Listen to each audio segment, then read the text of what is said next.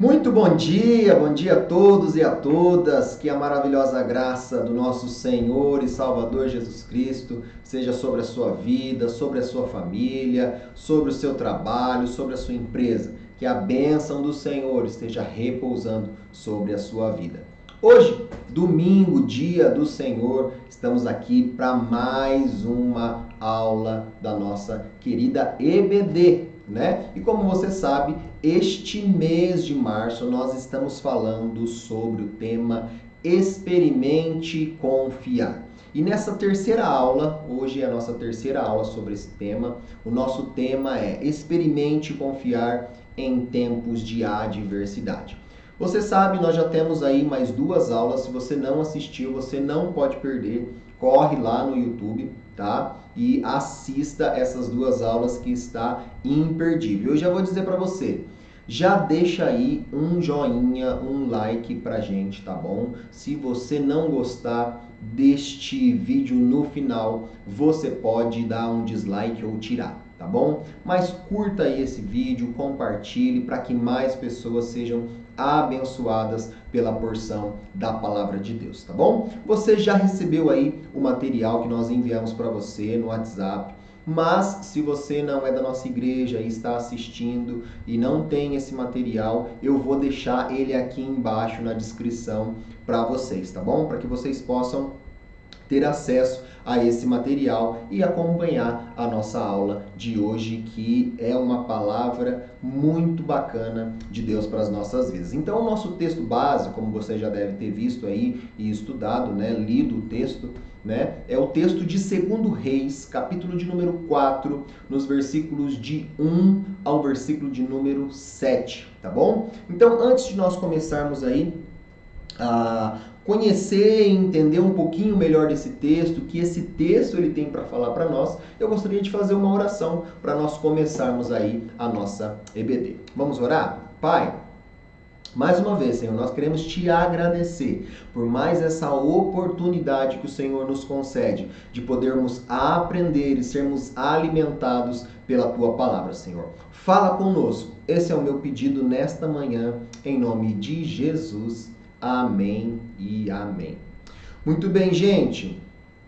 Se você não leu o texto, eu vou dar uma resumida, eu não vou ler ele todo agora, mas nós vamos pegar aí trecho por trecho e vamos tentar entender um pouquinho mais esse texto aqui. Mas esse texto é um texto muito conhecido, que é o texto quando o profeta Eliseu ajuda aquela viúva pobre, né? E ela acaba tendo uma grande multiplicação do pouquinho de azeite que ela tinha na casa dela. Então é sobre esse texto que nós vamos estar falando aqui nesta manhã, tá bom? Então, para a gente começar, se você não leu o texto, corre lá e leia o texto, tá? Vamos lá começar do versículo de número 1. O versículo de número 1, o texto começa dizendo assim: certa mulher que era viúva de um dos membros de um grupo de profetas foi falar com Eliseu. Então, antes da gente continuar aqui, a gente precisa primeiramente entender aqui quem era esta mulher, né? Porque isso vai nos ajudar a entender todo esse texto e tudo que acontece nesse texto. O que o texto fala pra gente aqui, o versículo de número 1, é que essa mulher era viúva de um dos discípulos do profeta Eliseu. A palavra discípulo no hebraico, ela também pode ser traduzida por filho. E por que isso? Isso vai fazer uma grande diferença. Quando essa mulher ela chega para Eliseu e ela fala que ela é esposa de um dos filhos ou um dos discípulos de Eliseu, ela está querendo fazer o quê? Ela está querendo fazer aqui uma referência de que a comunidade de profetas era uma comunidade de profetas que vivia como se fossem uma família. Então ela está dizendo assim: eu sou a mulher de um dos seus filhos, de uma das pessoas que caminha com você, de uma das pessoas que andou com você, que aprendeu com você. É isso que essa mulher ela está querendo dizer. Então, isso era muito comum naquele tempo, quando as pessoas iniciavam esse processo na escola de profetas, as pessoas que estavam começando a aprender, estavam iniciando a sua caminhada, né? Elas tinham os seus líderes como pais espirituais. Então é por isso que essa mulher ela chega, né, e ela fala que o marido dela é um dos profetas ou um dos filhos, né, de Eliseu. E o profeta Eliseu, então, ele era visto como um pai espiritual, assim como foi Elias, né, que antecedeu a Eliseu aí. Também era visto como um pai espiritual. Então essa mulher ela chega para Eliseu e ela diz, eu sou mulher de um dos seus filhos, eu sou mulher de um de seus discípulos. E aqui vem uma coisa muito interessante que a gente precisa tentar entender, porque isso vai trazer uma clareza muito grande para nós do porquê essa mulher ela estava endividada. Para isso a gente precisa saber quem era este homem, quem era este filho desse profeta, né? Esse discípulo de Eliseu. Então, segundo os historiadores, este homem seria Obadias. Obadias ele vai aparecer lá em 1 Reis, a partir do capítulo de número 18. A partir do capítulo de número 18, a gente começa a conhecer um pouquinho da história de Obadias. Obadias ele era um oficial da corte do rei Acabe, e em determinados momentos, quando os profetas eles estavam correndo perigo de vida, lembra lá quando Jezabel fala que vai matar todos os profetas? Então, o que Obadias ele faz? Obadias ele pega 100 profetas e ele coloca 50 em uma caverna e 50 em outra caverna. Então, os historiadores vão dizer que Obadias é quem vai cuidar e sustentar financeiramente esses profetas que estão escondidos com medo de Jezabel tirar a vida deles. Então esse foi um grande período de crise, um grande período de seca, né? Então, o segundo historiador Flávio Joséfo, que é um cara muito reconhecido, né? Ele vai dizer que a causa da dívida desta família é justamente porque Obadias teria colocado todos os seus recursos. Obadias teria usado tudo que ele tinha e até aquilo que ele não tinha para poder sustentar esses 100 profetas a qual ele havia escondido dentro das cavernas. Então, com isso ele acabou pegando uma coisa de um, outra coisa de outro, ficou de pagar, mas por consequência da sua morte ele não conseguiu. Então esta família ela acabou ficando aí com essa dívida. Isso é o que a tradição judaica vai dizer, tá bom? Não é a Bíblia que fala a respeito de quem é este homem. Mas os historiadores eles vão fazer uma ligação que talvez dê mesmo essa ideia de que seria Obadias. Porque quando esta mulher ela se apresenta a Eliseu, ela vai dizer o quê? No começo lá ela vai dizer assim, o meu marido morreu. Como o Senhor sabe, ele era um homem que temia a Deus, o Senhor. Né? Então, essa frase, que ele é um homem que temia a Deus, né?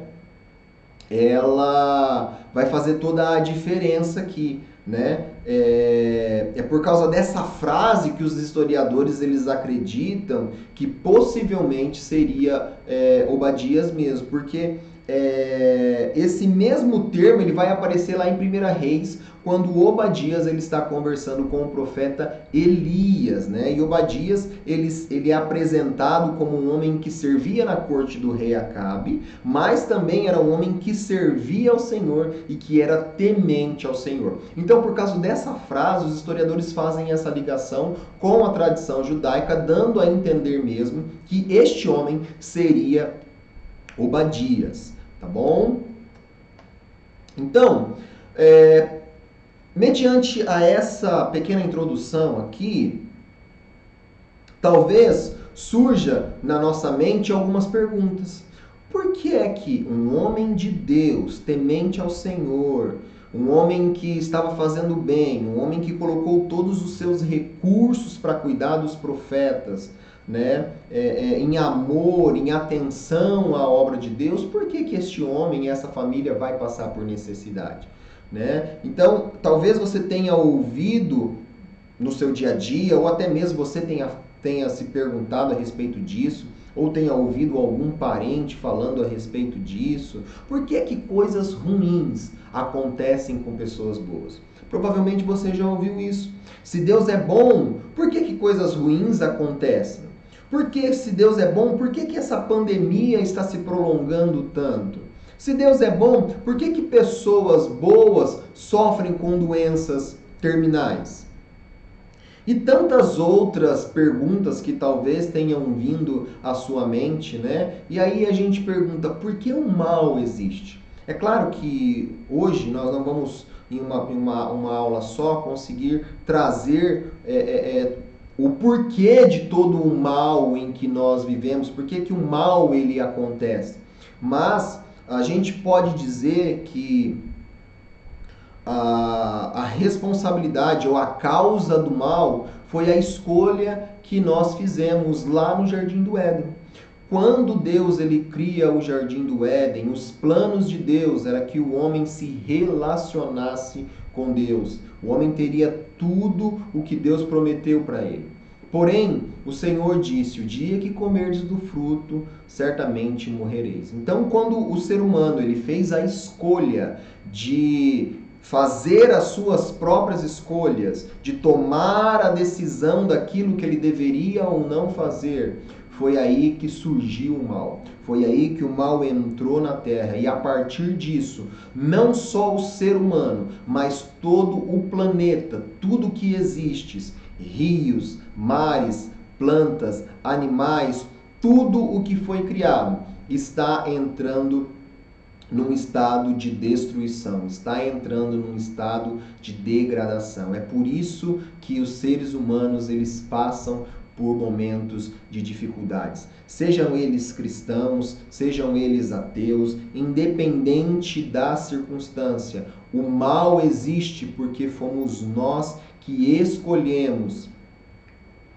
fazer as nossas próprias escolhas. Esse não era o plano de Deus. O plano de Deus era outro, mas nós escolhemos viver dessa maneira. Então, muitas vezes surge isso na nossa cabeça, por que o mal existe? Então tenha isso em mente, o mal existe porque essa foi uma escolha que nós fizemos. E não foi diferente com a família desse profeta.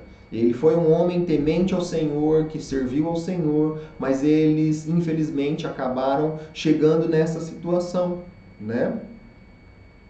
Mas nós precisamos entender que se nós estamos vivos é porque Deus, que é o Criador, que é o sustentador de tudo o que há, tem sido misericordioso conosco. É Ele que tem nos sustentado. O mundo que nós vivemos não é o mundo que o nosso Senhor, nosso Criador, Ele planejou. O mundo que nós vivemos é um mundo a qual nós escolhemos para viver. É um mundo longe de Deus, é um mundo separado de Deus. Então é por isso que coisas ruins acontecem com pessoas boas e coisas ruins também acontecem com pessoas ruins, tá bom?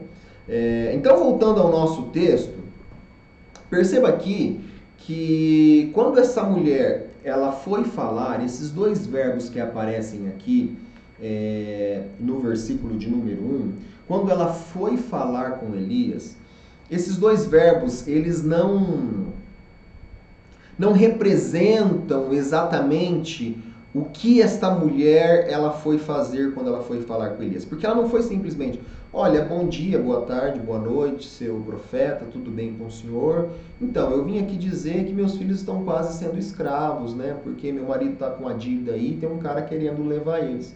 Não. O texto aqui, ele não dá a urgência desta mulher. Essa mulher, talvez a gente poderia usar um outro termo aqui, essa mulher ela vai clamar. Essa mulher ela vai reivindicar a Eliseu que a ajude, que a socorra, porque ela não tem mais o que fazer. Ela não tem mais para onde ir. Essa mulher, ela vai até Eliseu, mas ela vai indignada. Essa mulher, ela vai desesperada. Ela está prestes a perder os seus 2 filhos para um cara que está sendo um oportunista do momento, né? Esse credor, ele está sendo um oportunista do momento, porque ele está querendo levar os filhos desta mulher como escravos, né? Então ele está querendo levar vantagem nessa situação. Mas a gente precisa entender uma coisa aqui. Talvez você se pergunte, mas isso era legal? Eles poderiam fazer isso? Então a gente tem 2 questões culturais aqui que a gente precisa se atentar a isso. A primeira questão é que quando uma família ela não fosse capaz de pagar uma dívida, um membro da família ele poderia sim ser levado para esse credor, tá? Como uma espécie de servo. Mas ele não poderia levar como um escravo. Então é mais ou menos assim. Eu morri, ou eu não tenho condições de pagar a dívida, então o que eu vou fazer? Eu vou trabalhar para essa pessoa para quem eu devo. Então, em vez de eu receber o meu salário, essa pessoa ela vai descontar o valor que eu devo para ela. Então, na hora que eu terminar de pagar com o meu trabalho, então eu volto a fazer os meus afazeres e eu volto para minha família. Então, essa era uma questão que poderia ser feito. Porém, pelo que a gente observa aqui, este homem ele está querendo levar vantagem desta mulher. Por quê? Porque ele está querendo levar os filhos dela como escravo. Um escravo ele poderia ser vendido, né? Um escravo ele não recebia pagamento. Então veja a diferença. Então esse cara ele é um oportunista. É por isso que essa mulher ela está desesperada, né? Porque vão levar meus filhos como escravo. Como que isso pode acontecer, né? Isso não pode acontecer. Então ela está desesperada. Então, nessa situação, a pessoa ela era levada, de fato mesmo, como esse homem estava querendo levar, mas ele pagaria a dívida com o trabalho e não se tornaria um escravo. Uma outra situação que nós precisamos entender é que existia uma lei na Torá que dizia que se uma família perdesse o responsável pelo sustento da família, um parente poderia resgatar essa família pagando a dívida e assumindo o cuidado dessa família. Então é mais ou menos assim. Imagine você que o reverendo Wagner morra. Eu sou irmão do reverendo Wagner e ele deixou uma conta imensa para trás, devendo um monte. Então o que acontece? Eu, como um membro da família dele, eu posso ir lá para esse credor e falar, o Wagner deve tanto, eu vou aqui pagar aquilo que ele deve e vou resgatar essa família. Então, eu fazia esse pagamento e eu me tornaria o responsável pelo sustento da família do reverendo Wagner. Tá bom? Para a gente entender aqui. Então, veja que coisa interessante. Veja que coisa interessante que nós temos aqui. É por isso que esta mulher, quando ela chega diante de Eliseu, ela está querendo dizer, Eliseu, o meu marido era um dos seus discípulos, o meu marido era um de seus filhos. O que esta mulher ela está reivindicando? Essa mulher ela está reivindicando que Eliseu, juntamente com a comunidade dos profetas, assumisse a responsabilidade pelo pagamento dessa dívida. Mas não só isso, também assumisse a responsabilidade do cuidado dela e dos filhos dela. Então você entende aqui que esses detalhes aqui vão fazer toda a diferença? Esse contexto histórico vai trazer uma clareza muito maior para o nosso entendimento da palavra de Deus. Então veja aqui a situação desta mulher. Ela está desesperada, ela não sabe mais o que fazer. Então ela vai correr para quem? Para quem pode ajudá-la. E nesse caso ela está querendo dizer que ela é família, que ela é essa pessoa que precisa ser cuidada, que precisa ser ajudada, tá bom? E aqui cabe para nós uma aplicação já nesse texto, né? nesse capítulo, nesse versículo de número 1 aqui. A gente precisa entender que em tempos de crise nós podemos agir de duas maneiras. A primeira maneira é como esse credor. Esse credor, ele quis se aproveitar da situação. Se você tem algum automóvel, você provavelmente já deva ter percebido que os preços do álcool nesses dias que nós estamos vivendo, do combustível, têm subido, né? De um dia para o outro. E tem muitas pessoas que acabam se aproveitando disso. Muitas vezes o posto de gasolina ele ainda tem combustível nos seus reservatórios, mas quando sai lá o que a Petrobras ou que alguém aumentou alguma taxa, imediatamente esses postos de gasolina eles sobem o preço, ainda tendo combustível no seu depósito de uma compra que ele fez pagando muito menos, mas ele já repassa para o consumidor. Por quê? Porque ele quer ganhar mais. Então a gente vive neste mundo onde existem muitas pessoas que vivem aproveitando das situações. Você deve se lembrar que no ano passado, quando todo mundo começou a correr atrás de álcool em gel, os preços do álcool em gel disparou. Por quê? Porque as pessoas elas estavam se aproveitando de muitas situações, né? Veja só que coisa interessante. Esses tempos atrás eu fui trocar a relação da minha moto e eu sempre paguei aí 70, 80 reais, 100 reais. Eu fui trocar a relação agora na época da pandemia, o cara me cobrou 230 reais para trocar uma relação. E eu falei, mas por que toda essa diferença? E aí a justificativa dele foi que o dólar estava mais alto. Mas esse produto ele não é importado, esse produto ele é fabricado dentro do próprio Brasil, né? Então a gente vê as pessoas querendo se aproveitar de todas as maneiras, né? Então, a primeira maneira que nós temos a primeira maneira que nós temos de se comportar, né, em tempos de crise, uma é sendo aproveitador. E a outra maneira que nós podemos agir em tempos de crise é sendo redentores, como o nosso próprio Jesus Cristo foi o nosso redentor. O reverendo Wagner tem repetido com frequência que este é o melhor momento que nós temos para falar de Jesus para as pessoas. É o momento que as pessoas elas estão sensíveis, elas estão precisando de uma palavra de conforto. Este é o melhor momento para nós sermos luz, este é o melhor momento para nós sermos sals nessa terra. E é interessante é que o próprio Jesus é quem vai nos dizer que quando nós agimos em favor dos necessitados, nós estamos refletindo o próprio Jesus Cristo, agindo como redentores. Então, pare por um momento e faça uma reflexão. Você que é um empresário, você que é um microempreendedor, você que é um autônomo, você que é um prestador de serviço, ou você também que de repente é um empregado, trabalha em alguma área, qualquer área que seja. Como é que nós temos agido nesses dias?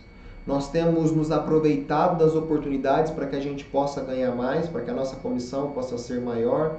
Ou nós temos agido com lealdade? Nós temos agido como redentores, como luz e como sal aqui na terra, para glorificar o nome do Senhor?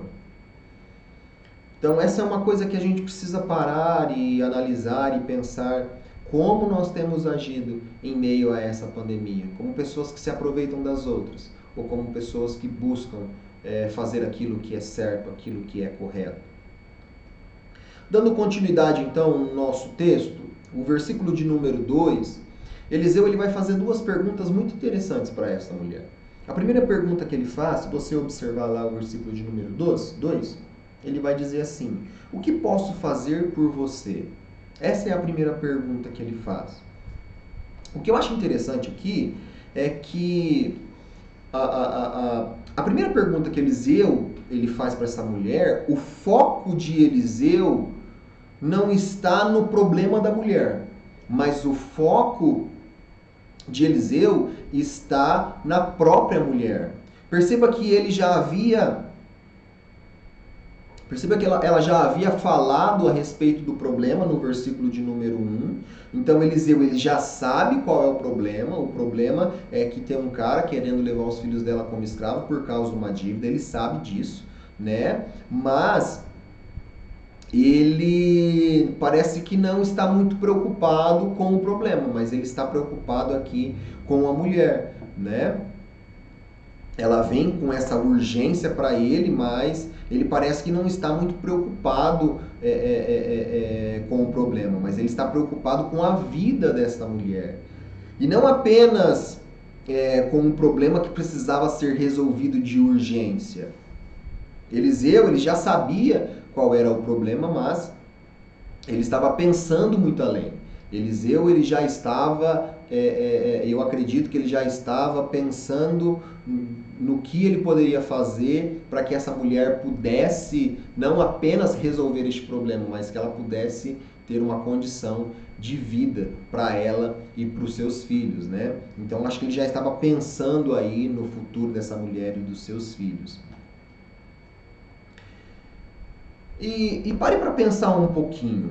Se nós não somos exatamente como esta mulher, nós somos muito imediatistas. Você concorda comigo? Nós queremos que Deus resolva os nossos problemas de maneira imediata. Nós queremos que Deus resolva os nossos problemas na hora, agora. Não, tem que ser agora. Eu vou orar e Deus tem que fazer agora. Não é assim que a gente ora diariamente? Não é assim que nós pedimos? Todos os dias, você sabe, a gente ora nos nossos cultos pedindo o fim da pandemia, pedindo para Deus curar, para Deus libertar, para Deus sarar os doentes, para transformar as coisas. E eu não estou falando que isso é errado, gente. A gente faz isso e isso é certo, a gente tem que orar mesmo. Pedir para que Deus ele possa intervir de maneira sobrenatural. Mas muitas vezes nós nos esquecemos que o Deus a qual nós servimos é um Deus muito superior a nós. É um Deus que ele consegue ver o passado, o presente e o futuro. E Deus ele sabe como todas as coisas elas vão terminar. Não tenha dúvida de que tudo o que está acontecendo em meio a essa pandemia está nos planos do nosso Senhor e Salvador Jesus Cristo. Deus ele está no controle de todas as coisas. Então Deus sabe o que Ele está fazendo. Se nós estamos passando por este período, já um ano completado aí de pandemia, mais de um ano completado de pandemia, Deus ele sabe o que Ele está fazendo. Como o reverendo Wagner ele tem dito, e eu também tenho falado ao longo desse tempo, a nossa esperança não é o fim da pandemia. A nossa esperança não é que saia uma vacina ainda melhor do que nós já temos. A nossa esperança não é que o governo entre e faça coisas boas para todo mundo. Mas a nossa esperança está em Jesus Cristo. Coloque isso no seu coração. A nossa esperança não está nas coisas que estão ao nosso redor. A nossa esperança está em Jesus Cristo. É Ele quem tem o controle de todas as coisas, gente. Portanto, sendo assim, nós podemos descansar e confiar, porque Ele sabe tudo. Ele sabe o que Ele está fazendo e, com certeza, tudo isso que está acontecendo é para que um plano maior da parte de Deus seja cumprido nas nossas vidas. Seja cumprido aqui no mundo onde nós vivemos. Tá bom? Então, agora, voltando lá para a segunda pergunta, a primeira pergunta que ele faz lá no versículo de número 2 é como ele pode ajudar esta mulher, né? E a segunda pergunta, então, que Eliseu ele vai fazer está relacionado ao recurso dessa mulher. Então veja, a primeira pergunta ele se importa com a mulher e não com o problema. E agora a segunda pergunta que ele vai fazer está relacionado com o recurso que ela tem. Ele faz a seguinte pergunta. O que é que você tem em casa? Essa é a pergunta que ele faz. Quando nós estamos diante de um problema, nós precisamos muitas vezes identificar aquilo que está à nossa disposição. Vou dar um exemplo para vocês.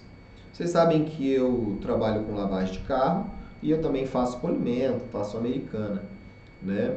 Então, o que acontece? Chega um carro para mim lavar, eu preciso fazer algumas análises nesse carro. O que o cliente pediu? Ele quer só que eu lave ou não? Tem alguma manchinha, alguma coisa diferente que ele quer que seja retirado? Então, pode ser piche, pode ser óleo, pode ser chiclete. Para cada coisa dessa, se eu fizer apenas uma lavagem, bater lá o produto no carro e esfregar o carro, ele não vai sair. Tem produtos, tem situações que eu preciso usar produtos específicos para resolver aquele problema, né? Quando eu estou fazendo o polimento de um carro, existem produtos para o polimento que não serve para um carro, mas não serve para o outro. Às vezes eu preciso entrar com um setup um pouco mais agressivo. Às vezes o verniz é macio, eu preciso entrar com uma coisa mais leve para não danificar o carro. Então nas nossas vidas, muitas vezes é assim, a gente precisa, diante do problema, entender o que a gente tem para poder resolver aquilo. O nosso problema é que quando nós estamos passando por algumas dificuldades, nós só sabemos reclamar, né? Nós só sabemos murmurar e muitas vezes nós acabamos colocando a culpa em Deus, né? Que Deus não nos abençoa, que Deus não faz nada pra gente, que Deus não ouve a nossa oração, então a gente só sabe reclamar. E veja que coisa interessante, esse texto ele nos mostra que muitas vezes a solução para o nosso problema ele está à nossa volta, né? Mas nós não damos conta de observar as coisas. E é interessante quando a gente observa a resposta dessa mulher. Ele pergunta o que é que o que você tem na sua casa e aí ela diz assim: não tenho nada a não ser um jarro pequeno de azeite. Então perceba que ela diz que ela não tem nada. Veja como ela é pessimista. Veja como é como se ela falasse assim: o Eliseu, eu só tenho uma latinha de óleo em casa. Não é latinha mais, né? Eu só tenho uma garrafinha de óleo em casa. O que eu vou fazer com uma garrafinha de óleo? Não serve para nada, né? É mais ou menos assim que ela está dizendo. Não tenho nada na minha casa, não sobrou nada na minha casa, né? Mas perceba como Deus ele é grandioso nas coisas que ele faz, nos milagres que ele faz. Ele usa coisas pequenas mesmo, né? Muitas vezes até insignificante para fazer coisas grandiosas e marcantes na nossa vida. E a Bíblia ela é repleta de exemplos a respeito disso. Lembra lá da história de Ruth? Uma mulher pobre, simples, sem condição, ela decide então sair de casa para ir buscar, para pegar milho, né, na fazenda de Boaz. Quem diria que este simples fato dela ir a uma fazenda trabalhar de empregada mais tarde a tornaria a esposa do dono da fazenda, né? E isso mudaria por completo a sua vida, mudou por completo a sua história, né? Lembra lá de Davi?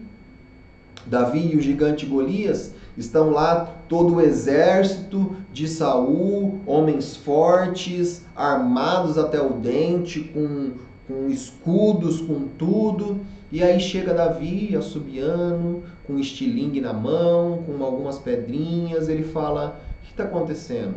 Então o cara tá chamando um para lutar aí, mas tá todo mundo com medo. Aí ele fala: deixa comigo, eu vou acabar com esse cara aí, porque eu vou em nome de Jesus. Aí ele pega o estilinguezinho dele lá, dá umas rodadinhas e pum, derruba o gigante e corta a cabeça. Então veja que uma coisa muito simples, muitas vezes coisas muito simples, Deus faz coisas grandiosas. Portanto, às vezes existem situações que nós precisamos ver quais são os recursos que eu tenho, Quais são as habilidades que eu tenho? Quais são os dons que eu tenho? Quais são os talentos que eu tenho para que eu possa sair dessa situação a qual eu estou, né?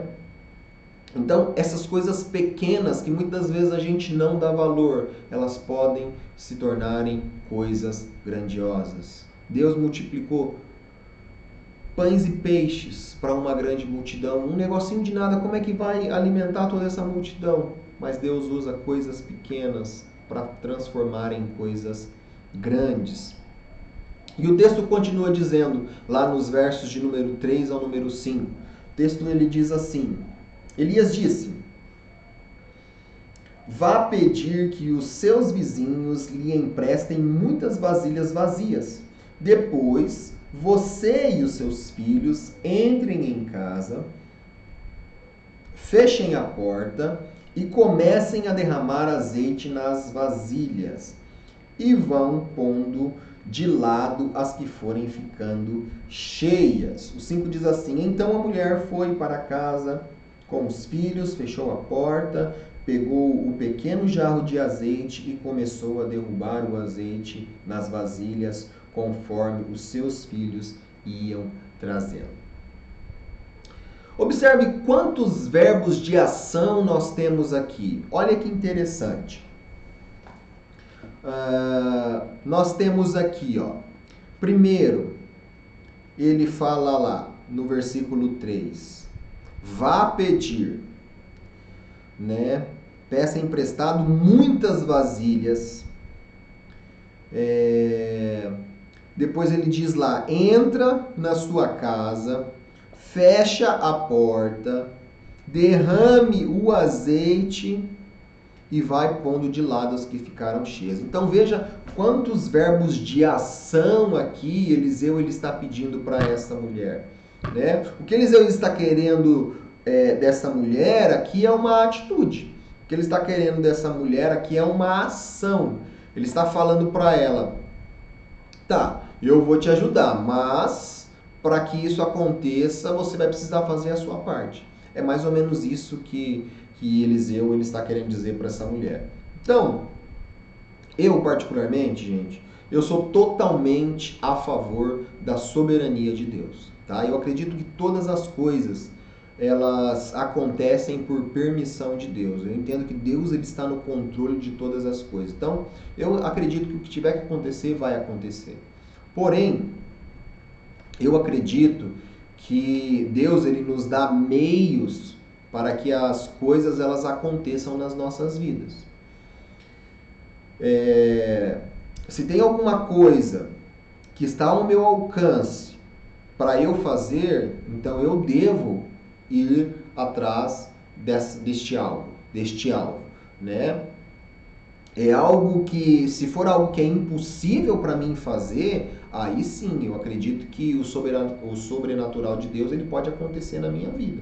Mas se tem algo para mim fazer e eu posso fazer, então eu entendo que é o meu dever, é a minha obrigação fazer a minha parte.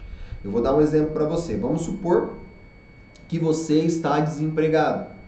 Tá? O que você vai fazer? Você vai ficar o dia inteiro sentado no sofá da sua sala, assistindo Netflix, esperando que o empresário venha bater na sua porta e perguntar se você está disponível no mercado? Você acha que é isso mesmo que vai acontecer? Você acha que é isso que Deus vai fazer por você?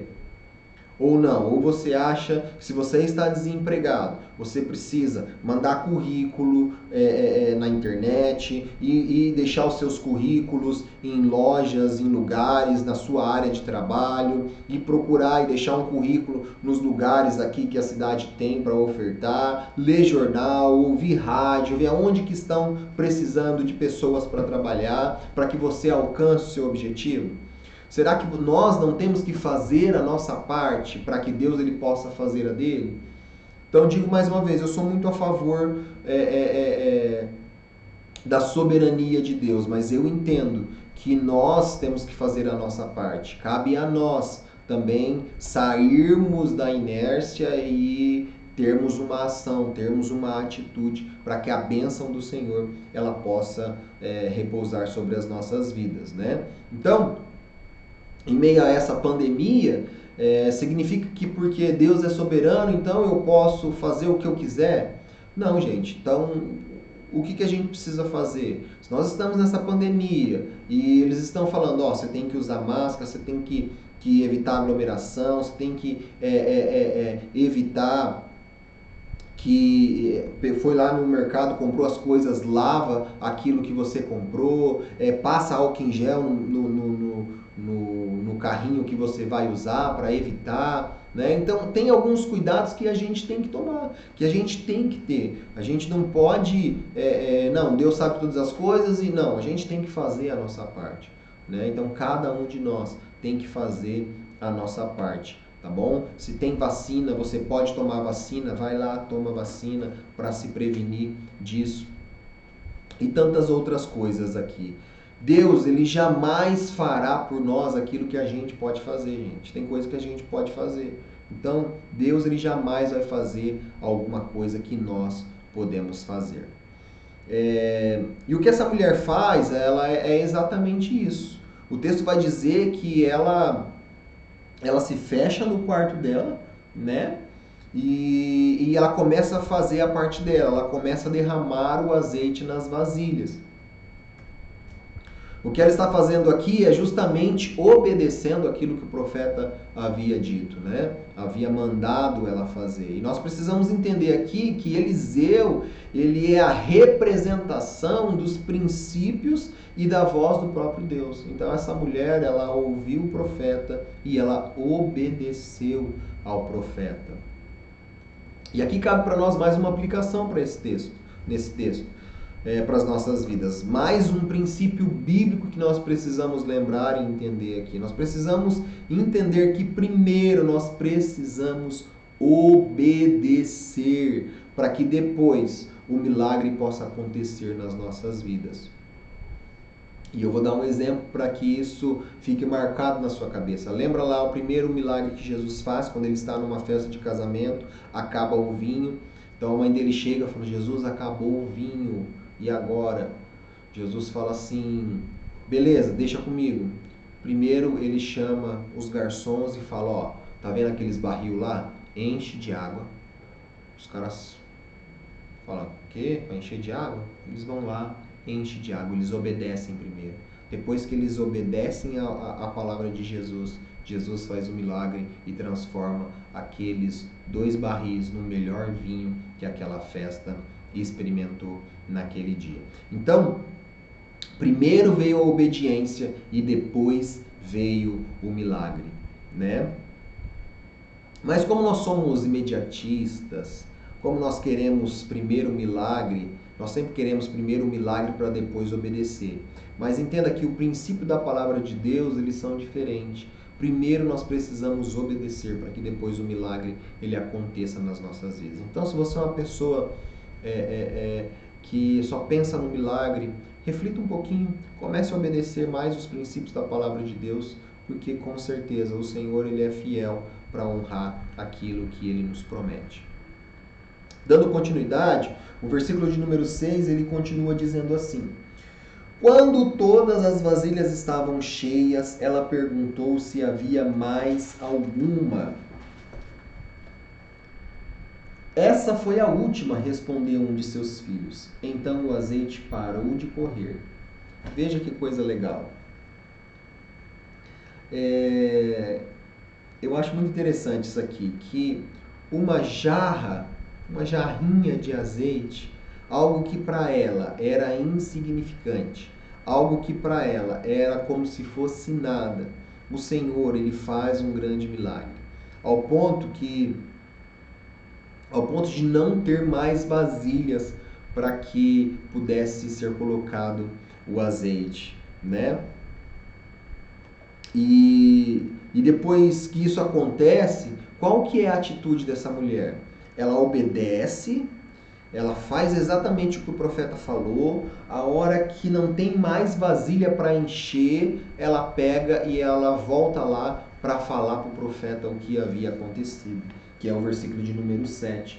E o versículo de número 7 diz assim: ela foi e contou ao profeta Eliseu. Então ela foi e contou ao profeta Eliseu. Aí ele disse: venda o azeite e pague todas as suas dívidas. Ainda vai sobrar dinheiro para você e os seus filhos irem vivendo. E aí eu acho lindo o que acontece aqui neste texto, né? Quando ele fala: vá, venda e pague as suas dívidas. E isso é o que nós mais queremos ouvir, né? Vai chegando no começo do mês, chega tanta conta, né? A gente vai ver o salário lá. Às vezes a gente tem que contar moedinha. Ó. O que a gente mais quer ouvir é que a gente tem dinheiro, né, para pagar todas as nossas contas e sobrar ainda, né? Mas o que eu gosto de ouvir aqui é que o que eu acho mais lindo aqui nesse texto é nesse final, quando ele diz assim, que depois dela vender o azeite ainda ia sobrar dinheiro para que ela e os filhos dela pudessem viver ainda, né? Veja como esse final ele é maravilhoso. Essa mulher ela chega desesperada, pedindo por socorro, porque os seus filhos iriam se tornar escravos, né? E ela pede ajuda para uma necessidade imediata, para aquilo que ela precisava de urgente. Mas o que Eliseu faz talvez não fosse o que ela estava esperando, né? Talvez ela esperasse que ele fosse lá, falasse com a família dos profetas, né? Pegasse um dinheiro lá do caixa dos profetas, fala, ó, o que a gente tem para te ajudar é isso aqui, depois você se vira, a gente não pode fazer mais nada por você.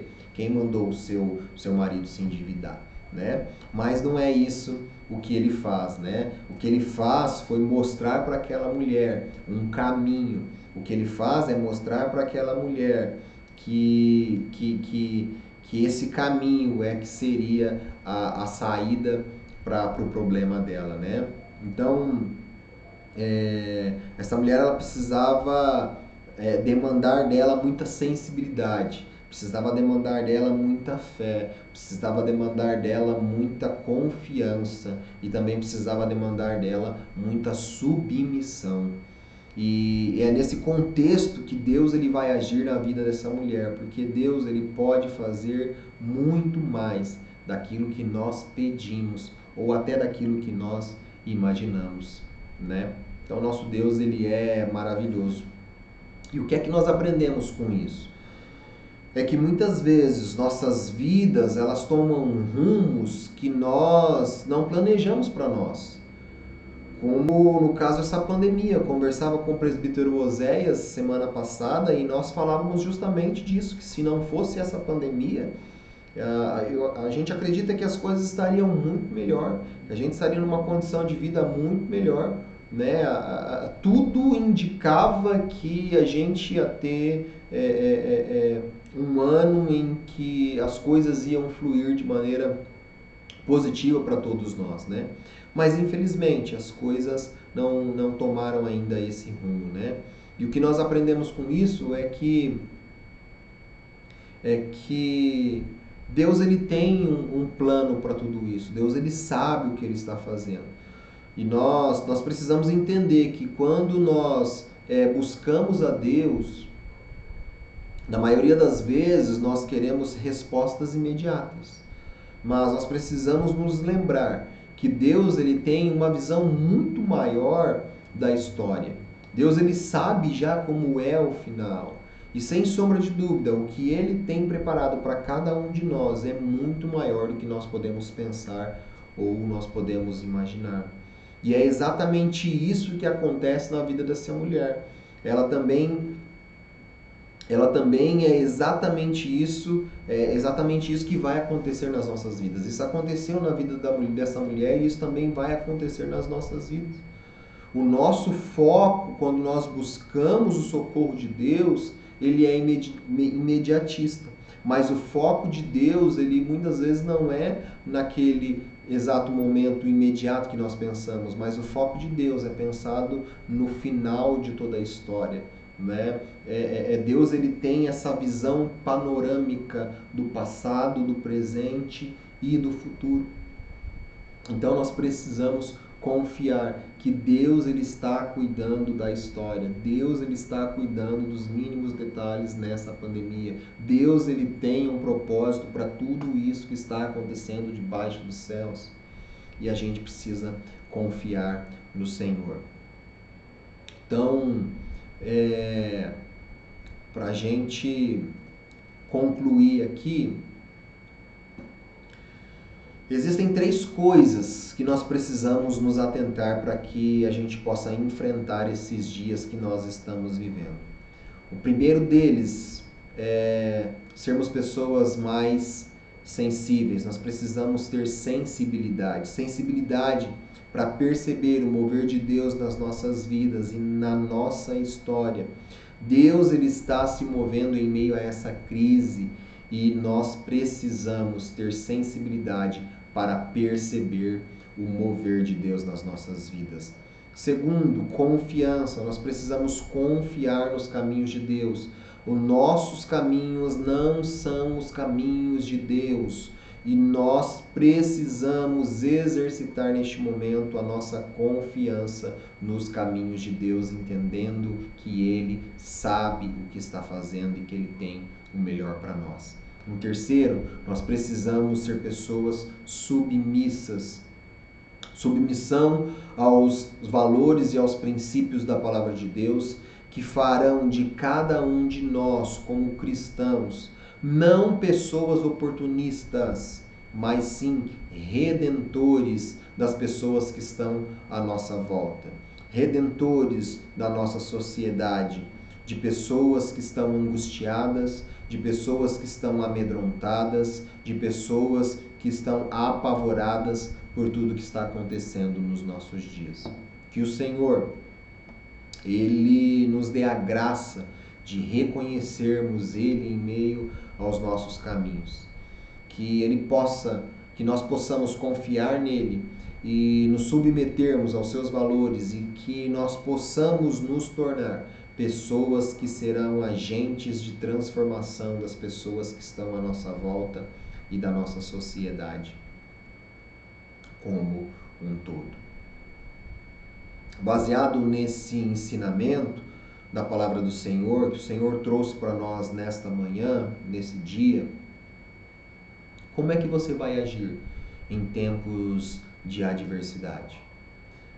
Você vai ser uma pessoa oportunista ou você vai ser uma pessoa redentora? O que é que nós podemos fazer para agir como redentores? Servindo pessoas, encorajando pessoas, ajudando pessoas, contribuindo com pessoas através dos nossos recursos financeiros, através de coisas materiais que nós podemos auxiliar as pessoas, compartilhar aquilo que você tem com as pessoas, porque quem cuida de você, entenda isso, coloque isso no seu coração, quem cuida de você não são os seus recursos, não é o salário que você recebe no final do mês, quem cuida de cada um de nós é o nosso Senhor e Salvador Jesus Cristo. Nós só temos o que temos e vivemos como vivemos, porque é Deus quem nos dá, é Deus quem nos sustenta, é Deus quem nos abençoa. Então cabe a nós ajudarmos as pessoas que estão necessitadas. Como é que nós vamos viver as nossas vidas? Buscando fazer aquilo que está ao nosso alcance? Ou seremos apenas pessoas que vão esperar as coisas caírem do céu, caírem no nosso colo? É claro que nós precisamos crer que Deus não só pode fazer, como Ele ainda faz milagres nos nossos dias, mas nós precisamos fazer tudo o que está ao nosso alcance para que as bênçãos do Senhor elas possam nos alcançar. E por último, como é que tem sido as nossas orações? Eu queria deixar um desafio para você. Que nesses dias nós mudássemos a forma como nós estamos orando. Em vez de nós orarmos apenas pensando no agora, que as nossas orações elas possam ser orações que vão confiar que Deus ele tem o controle de toda a história, e Ele está fazendo uma obra muito maior do que nós possamos pensar ou imaginar. Então, durante essa semana, mude a sua forma de orar. Peça para que Deus nos dê graça e peça para que Deus traga esse conforto para os nossos corações de que Ele é o dono da história e que Ele tem o melhor para cada um de nós. Amém? Eu espero que essa palavra ela possa ficar no seu coração, que essa palavra ela possa abençoar a sua vida e que isso nos ajude a enfrentarmos esses dias de adversidade que estão à nossa volta. Eu queria orar e terminar esse nosso tempo de estudo, esse nosso tempo aqui de aprendizado com uma oração. Feche seus olhos aí onde você está mesmo e faça a sua oração.